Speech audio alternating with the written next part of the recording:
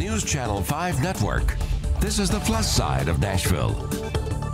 Hello everyone, welcome to the plus side of Nashville. I'm Tawanda Coleman. You know, the next time you clean out your closet, keep in mind that a simple pair of shoes or unwanted piece of clothing can change a person's life. They have in the hands of Soul for Souls. Souls for Souls is a nonprofit that takes used, new, or gently worn shoes and clothing to help people lift themselves and their families out of poverty. And here to tell us more is the president and CEO of Souls for Souls, Teaster. Thanks for having me here. It's a pleasure. Welcome. I so enjoyed talking to him even before the show has started. You're just a fascinating person. Soul for Souls began in what, 2006? 2006 officially. You came on board 6 years ago at a time when this organization was sort of amidst a lot of controversy. And there were a lot of naysayers thinking there's no way this organization is going to come back. But you, buddy, brought it back. And what I'd like to know now is how has Souls for Souls in its original origin changed to what it is now? Is the mission the same? So there's a lot that is the same, Tawanda, and that's, I think, a testament to the people who started the organization, that there's a lot of power in the ideas you said of a simple pair of shoes or a piece of clothing and how that can help transform people's lives. So the core of it is there. I think a lot of what's changed is how we talk about what we do and who we've brought around us to make that happen. When you say, buddy, you brought this back, that is not true. There's a big we. Right? There are a lot of people who have been a part of that. That's our team. That's our board, which we rebuilt and got all the way down to 3 people. Wow. And now we're back up to 15. Our partners, some of whom were, like you, a little skeptical, like, are they going to make it? Or have they done too much damage to the... So there were a lot of real questions that did not go away overnight. And the we part was we were transparent about what we were doing. We told our story, why we were doing it, how we were doing it, completely honestly. And I think once people learned that this was not going to just be some passing fad, that we were committed to being transparent, and we told them exactly what had happened and where we were going, we earned their trust back. And so in some ways there's a lot that's the same. I think how we do it and how we talk about it has changed a lot. And probably the biggest change is initially the organization was much more focused on giving away shoes for free. Right. And now that's still a core part of what we do, but the micro enterprise has moved sort of front and center for what we do, and that our ability to be a part of the mission that is helping people get out of poverty is very different than giving away shoes. And so I would say that's been the biggest change, is becoming a part of that bigger effort. Well, one of the things you just mentioned, the micro enterprise. I thought I read somewhere that you've gone from being more of an organization to more of a social enterprise. And a social enterprise where you're helping people help themselves. You have 1,200 nonprofit partners. Yeah, exactly. Which is amazing, all around the country, all around the world. And you help them to help people in their countries. Talk about how that partnership works and getting these clothes and shoes distributed to the people who need them most. So the partnership aspect is so key to what we do. I mean, we have about 50 employees here in Nashville and Alabama and around the rest of the U.S. So we couldn't distribute this year 4 or 5 million pairs of shoes and a couple million pounds of clothes with 50 people, right? Wow. That's not possible. So partners are key. When we give away shoes for free, sometimes organizations will come to us, whether that's here in the U.S. or in Africa or South America, or a lot of places that we work, and they've heard about Souls for Souls. They say, hey, we have a school, or can you help do this?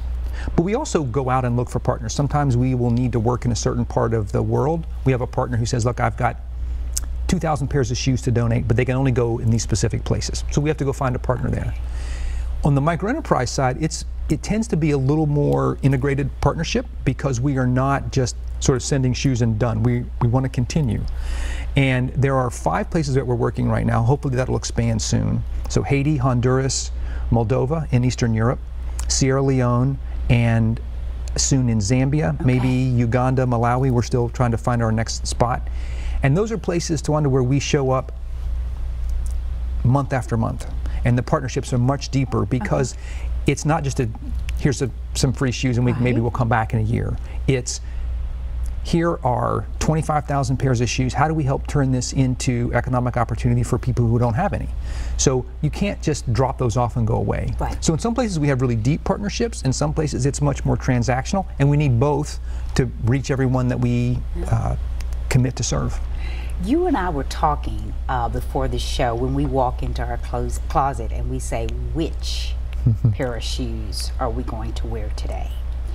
That word, which, is key, because what I think a lot of people don't realize is we take shoes and excess clothes for granted. But a lot of the people you work with, shoes are like gold to them. In so many ways, Tawana, you're exactly right. So for a lot of kids, without a pair of black closed-toed shoes, they can't go to school. So there's that entree into education, as we all know, is the key to long-term getting out of poverty. Without that, you don't have much of a chance. There's a very fundamental piece that is about protecting people from injury and disease. There are lots of places in the world where just having a pair of shoes keeps you away from some of the easiest to prevent, but still pretty devastating kind of diseases. And that's, I won't say that's obvious, because it's not always, but those are the easiest to understand. What has taken me longer to appreciate, and now I'm 100% committed to it, is the stuff that when you go into your closet you say, I'm not wearing, it's wrong season, doesn't fit, don't like the color. That can literally be turned into housing, food, education, medical care for people who don't have many other options. One of the things that I really try to remember is my first trip to Haiti.